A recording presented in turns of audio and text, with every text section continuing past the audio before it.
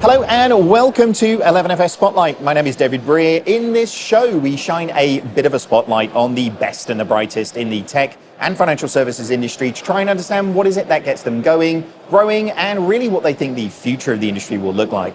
On today's show, I have the absolute pleasure to be joined by Sarah Davies, who is the Chief Data and Analytics Officer at Nova Credit. Sarah, thank you very much for joining us. How's it going? It's really great. Thanks for having me. Yes, excited to talk. Very good. Well, we're going to today try and delve a little bit back into your career, a little bit of the roles you've done through your career, and talk a little bit more about data and why that's important to the mission of what you guys are doing at Nova Credit as well. But before we start getting going for an international audience, what's Nova Credit? What do you guys do? What problem are you solving for the market?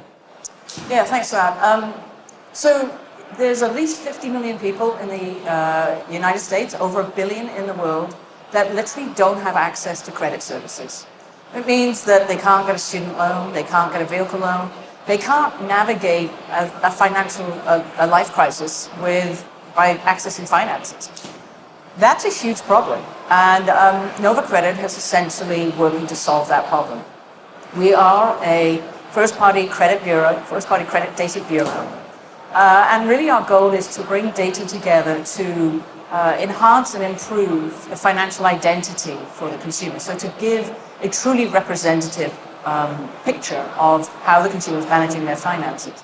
And in doing so, in bringing that data through, we are enabling lenders to actually responsibly grow rather than sort of kind of making sort of risk assessment based on, let's call it, non-qualified data.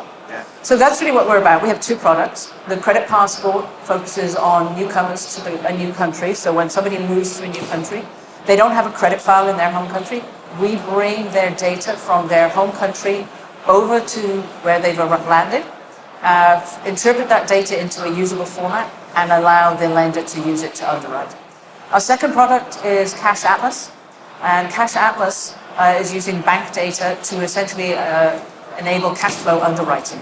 So here we're really focused on providing a much more comprehensive solution to truly get the full picture again of how a consumer can afford a debt and also whether they will repay the debt. So those are our essential two products. That's what Nova Credit is. Very cool. I mean, and obviously data is a massive part of both of those, right? You know, the role you fulfill in that sense is fundamental really to the business in terms of what you guys are doing. I mean, that passporting one is amazing because actually, I mean, the lack of interoperability, for want of a better word, of credit systems around the world is a really big problem. And obviously, people kind of move from one place to another, right? This is not an edge case. This is like the real world. So, I mean, how do you do that? Because that's hard. Yeah, no, it is hard. I mean, I've lived in 6 different countries throughout my career. And well, I mean, before we said this, I was like, I know your accent, but I can't quite place it. So, but yeah, you know, Cardiff girl lived in all these different spaces, right? That's right. From Cardiff to Australia to South Africa to Germany, I think somewhere in between, and then ultimately to America. But every time I moved to a new country, I literally didn't have a credit file. I had no access to credit. So, but the craziness of this whole situation is the fact that my, let's call it, value system about how I was approaching managing my debts didn't change when I changed country. You didn't suddenly become risky because you were living in one place. Yeah. You know, I suddenly, you know, if I was a good credit manager before, I stayed a good credit manager. So it makes all the sense in the world from us, for us at Nova, that we can get your credit data from your home country and it continues to be representative. So that's what we set out to do. If you imagine it, we sort of built the pipes from all these different credit bureaus in different countries and link that data through. Now, the challenge though is that when you bring the data to a new country, you really do have to sort of, let's call it, reinterpret it into a consumable format here in the home country. And so that's really a lot of what my world and my team's world is about, is how do we take that data, how do we take the scores, and how do we present them in a way that the new country can consume, can understand, can make a wise risk decision. Yeah, because I guess a high score in one country doesn't necessarily translate to a high score in another with a different framework and a different model around that. So it's like the education system, and A is probably not what an A used to be in that sense, in everything that. But I mean, that's fascinating. I mean, have you always worked in financial services, or have you sort of worked in other industries to get to this role? Because I mean, there's lots of things that financial services can learn from other industries in this sense, isn't there? Yeah, well, it's a great point. I actually started off in the airline industry. I was building airline schedule profitability analytic tools, fleet assignment models, all kinds of stuff. And, it was that love of data and that sort of huge volume of data that I've always enjoyed. And the ideas of statistical analysis and optimization and whatever really have been the key. But what was interesting to your point about transferring from knowledge from one industry to another was I was sort of invited to come join a credit card company up in Wilmington, Delaware, because they wanted the data science capability that the airline industry had. And they said, come bring what you know and see if it works in our space. And so that's really only been the other industry that I've been involved in.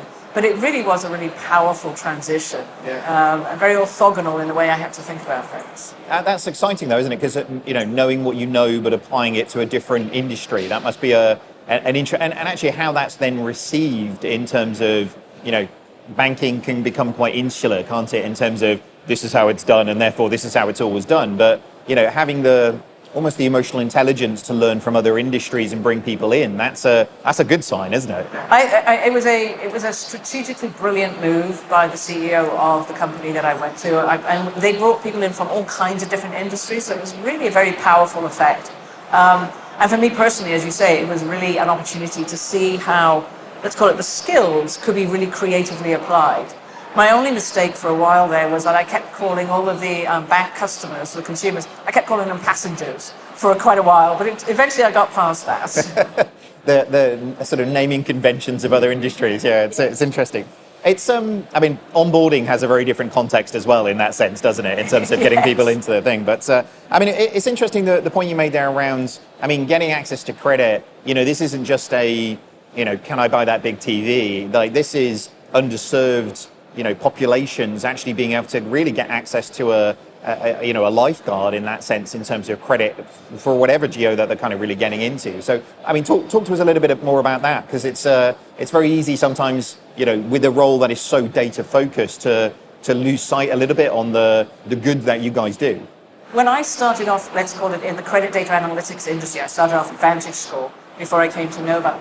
I had no idea that people didn't have a credit file, and I didn't realize how critical it was that you needed to have a credit file in order to get access to all of this stuff. So it was really sort of a shock to my system, and it sort of has driven a lot of the passion for me about this problem, which I think is so critical for this space. But fundamentally, especially in societies like America and even in Europe and the UK, we thrive and require credit tools in order to survive. You can't rent you can't rent an apartment. You can't get a cell phone. You cannot get a vehicle. So you fundamentally have to have that. But let's call it, I think the dysfunctionality of our system here in America, for sure, is that the system is simply not set up to allow other forms of data to come in, to find ways to onboard you into the credit system. If you don't have access to credit, you can't get access to credit.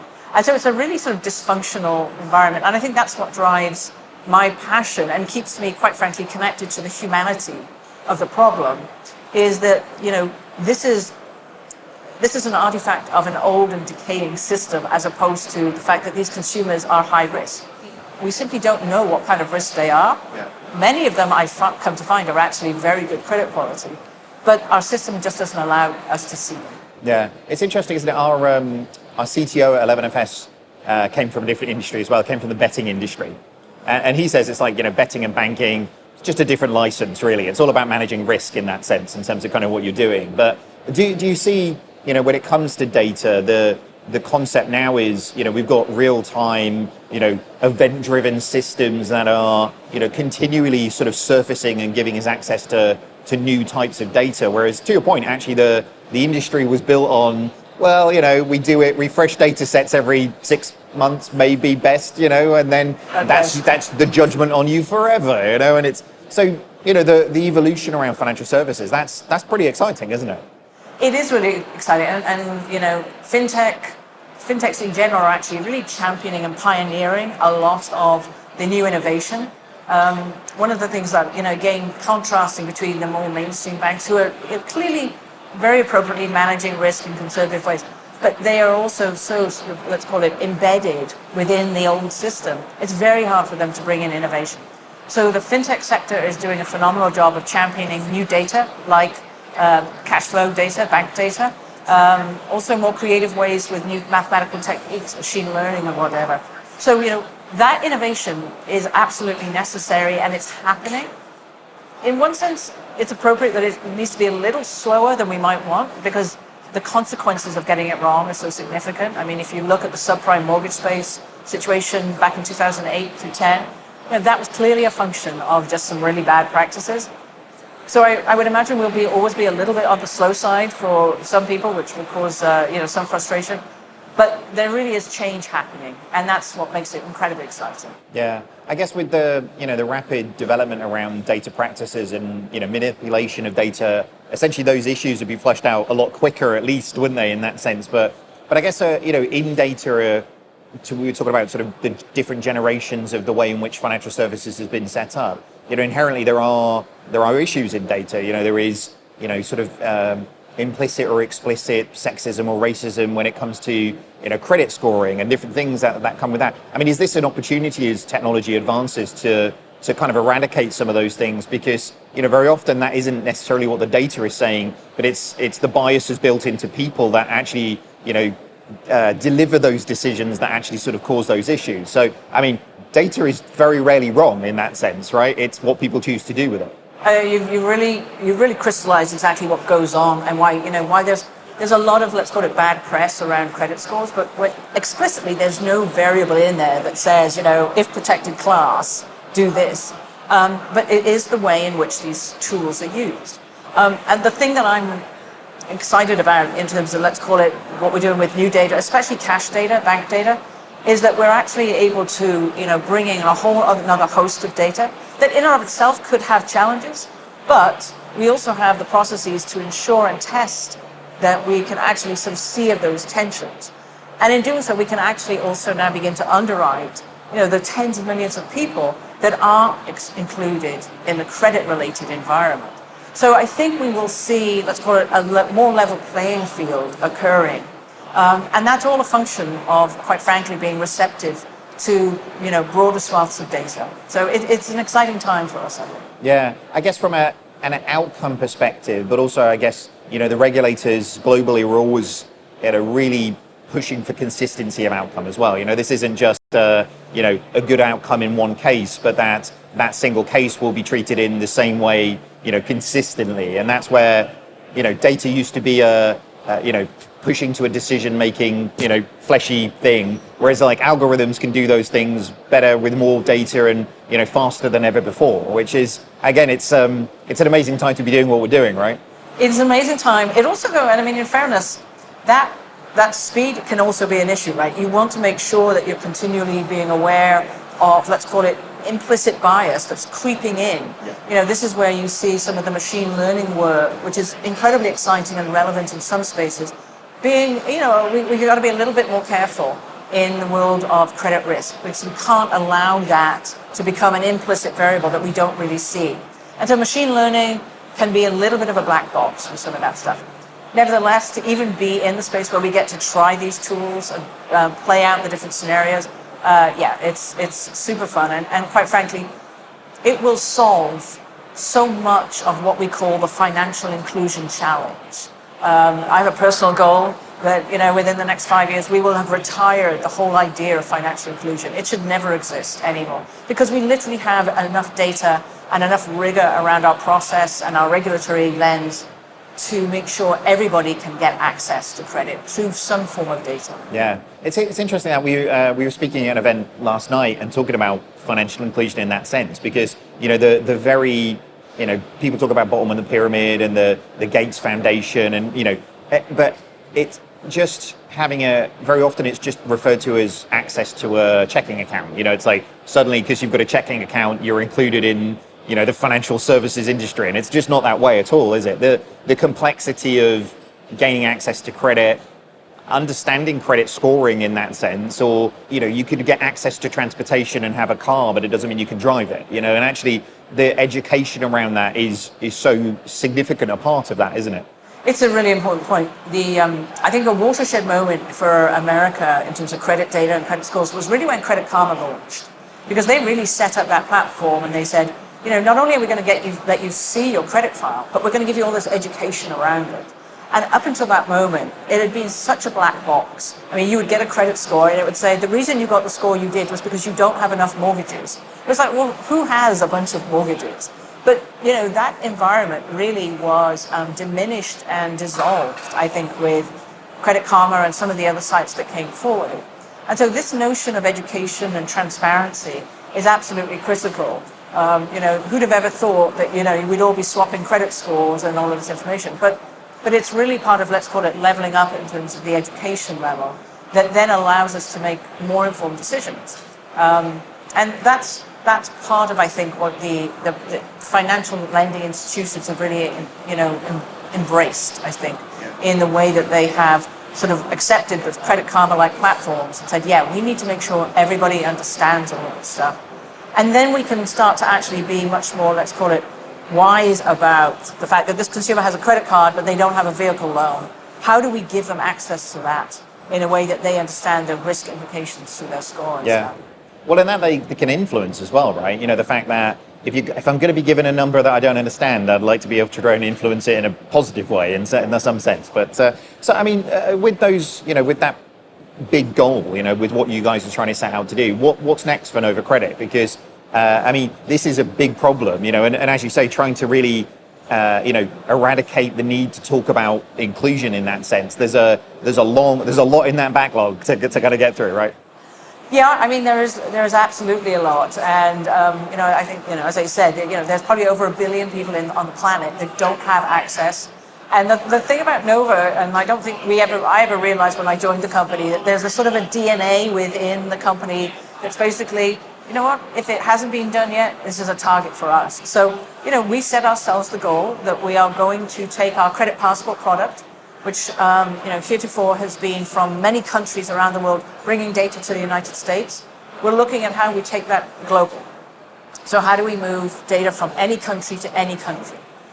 So in many ways, that network, that fabric of travel corridors, sets us up then to then take our Cash Atlas product and introduce that into the travel corridor or the consumers and in those countries as well. And what we find, is that on average, probably 2/3 of the consumers actually, when we find their credit data in their home country, have a good file, they have lots of data, they get a good score. But there's 1/3 that we see still need more data. So our Cash Atlas product will be sort of where we will move and offer that and use that not only as sort of a cross-border event, but also in country. It sets us up to be able to sort of offer those analytics, that tooling to consumers who are sparse file, no file in their home countries. That's amazing. That would be both in terms of being able to have that understanding from a global perspective where, where my UK rating would put me in other countries. You could see almost people picking where they would, where do I want to go and spend 6 months working in what effect would that have in moving to Dubai or wherever, that's super interesting. Like I say, the potential for those things are sort of limitless in that sense because, once you solve that problem for people, it sort of uncovers a bunch of other ones. If the number's not quite where you want it to be, or how do you build those things up? That's amazing opportunity, isn't it? It's a really exciting idea, I think, and it's an idea that is timely. When we first launched with American Express, who's our first anchor client with Credit Passport, I remember sitting in front of a conference with a lot of credit bureaus from all around the world and announcing that we had actually done this. We've got this cross-border thing going on. And the look of dismay in some ways on their face was like, how have you disrupted our precious system?